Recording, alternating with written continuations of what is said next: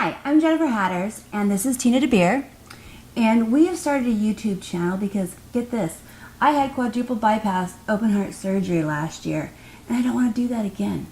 So about maybe 6 years ago already, 5 or 6 years ago, my friend PJ mentioned a diet called keto to me. And he didn't approach it as a diet, and he didn't talk about it like it was a fad. He talked about it like it was a normal, healthy, better way of eating.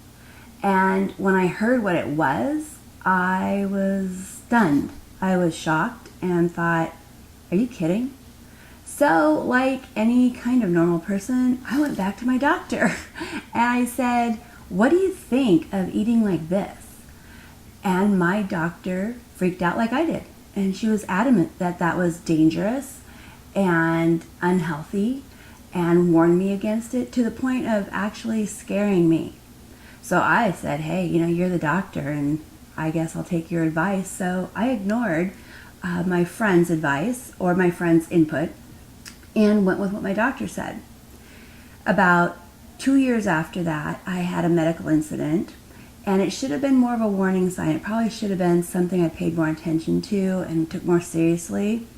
But I just kept eating my healthy doctor-advised diet and wound up last January 5th, 2017, with quadruple bypass open heart surgery.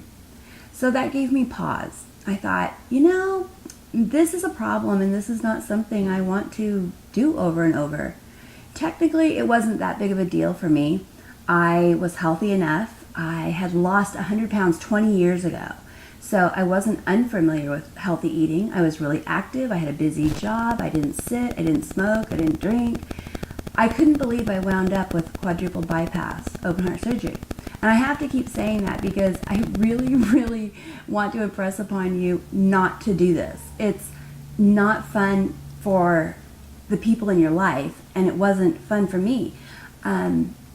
I wished I had taken my friend's advice because after spending 6 months researching the ketogenic diet, that way of eating makes more sense to me than anything I've ever read, watched, or heard of before. I spoke to people about them doing it. I spoke to people about them failing at it. I spoke to people who had done it for 5 and 6 years. I spoke to people who had just started. And finally, about the end of December of 2017, I wanted to be ready for a change. I couldn't think of anything else to do. I had already cut out sugar. I already exercised and worked out. I avoided carbs. I didn't eat red meat. I didn't eat butter. I didn't eat salt. And yet I wound up in like one of the worst places you could possibly be. So I didn't want to go back to those things. There was still a fear though. There was still this gnawing fear that I was going to be doing the wrong thing and I would worse than die. I would survive a stroke or live through some horrible medical experience and my husband would have to live through everything all over again. So it took me until about the 3rd week of January before I could bring myself to start eating a ketogenic diet, to cut out all carbs, which I had already done. I wasn't eating grains. I wasn't eating pastas or breads or anything like that. But I took it more seriously and cut out all fruit. I cut out potatoes. I cut out most of my vegetables. Only eating the ones I like. I only eat what I like now. And this has been the best change. This has been the healthiest I have ever felt, the most energy. I'm completely satisfied every time I eat. It's the weirdest thing not to be hungry anymore and not to be thinking about food. I thought about food continually. What am I eating next? What did I just eat? Can I have that twice? When is my next meal? What will I eat? And my body just was fed but not nourished. So the way I eat now not only feeds me, it nourishes me. I feel like I've had a fresh, clean, new start. And Tina and I, the great thing about what we've been able to do together is support each other. Because after having that major medical, trauma, I didn't have a lot of people I could turn to talk about things. And I think a lot of people thought I was crazy when I began to eat like this.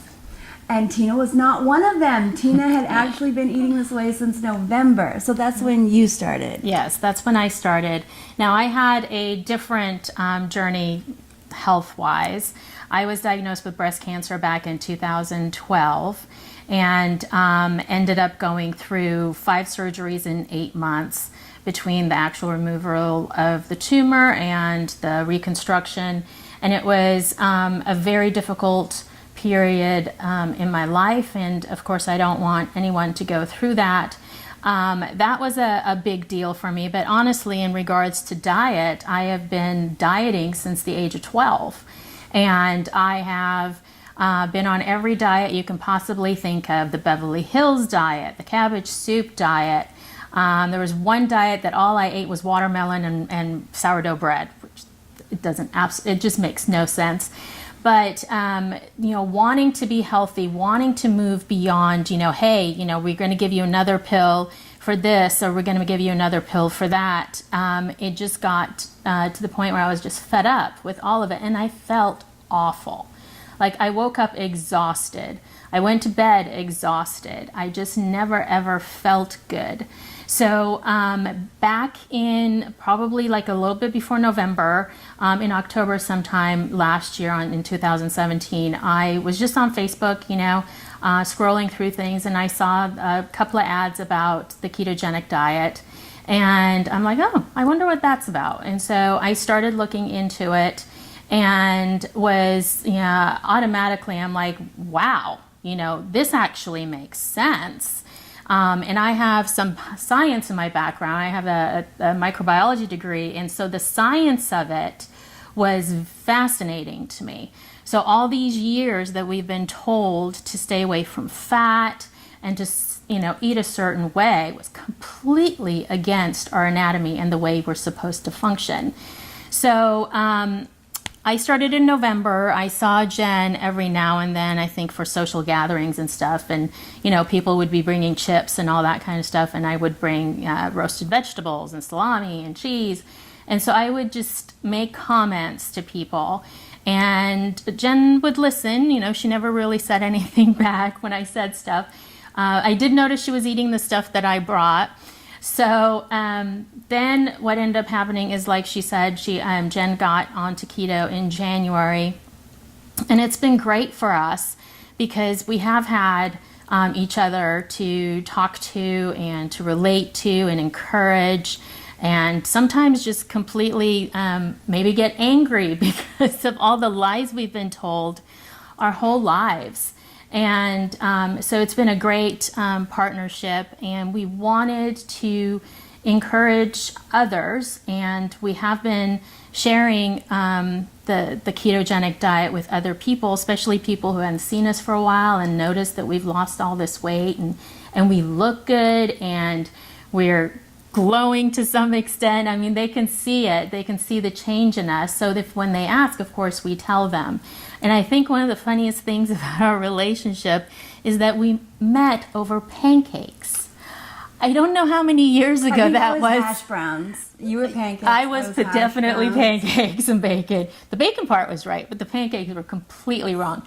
So, this has brought us to a really wonderful place in our lives, and this is just the start of the journey, and we just wanted to be there for other people and to bring you along on this journey.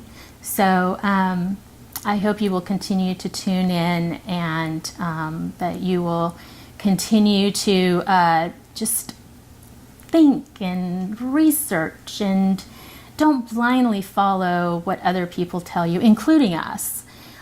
Please really delve in and seek the truth about diet and what our bodies need to function and for us to be healthy and happy. That's the plan. Plan for healthy and happy. Yes. Until next time.